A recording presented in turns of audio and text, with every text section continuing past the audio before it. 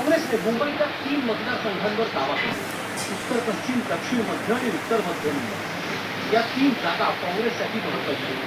2004, 2009, 2014 आणि 2019 मध्ये झालेल्या निवडणुकीत काँग्रेसची राष्ट्रवादीसोबत आघाडी होती. त्यात काँग्रेस मुंबईच्या 6 पैकी 5 लोकसभेच्या जागांवर लढली होती. यावेळी शिवसेनाही सोबत असल्यामुळे काँग्रेसने 5 जागांचा आग्रह सोडलाय. मात्र 3 जागांवर काँग्रेसचा दावा अजूनही कायम आहे. स्वतः निरूपक उत्तर पश्चिम लोकसभा मतदारसंघासाठी आग्रही असल्याची माहिती मिळते.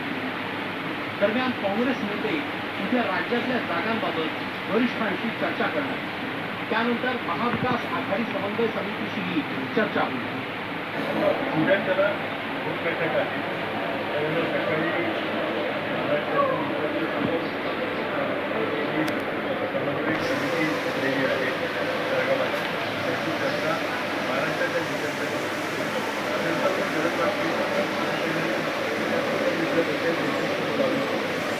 महाविकास आघाडी एकीकडे जागा वाटपाच्या केवळ चर्चाच आहे.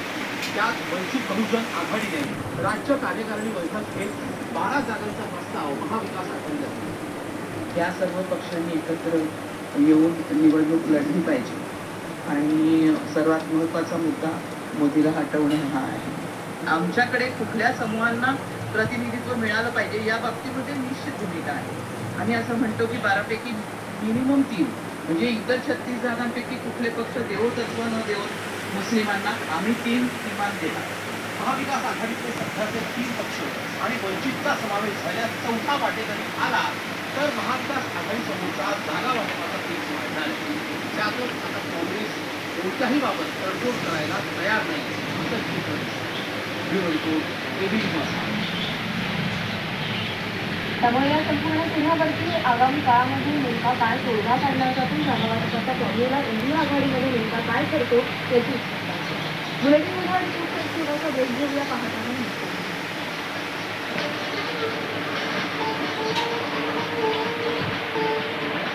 आज तुमच्या डब्यात कोणती तरती आहे? Kashmiri food product photo by इतना बड़ा फ्रेंड एक दूसरे दे दे माचो है बड़े आराम से.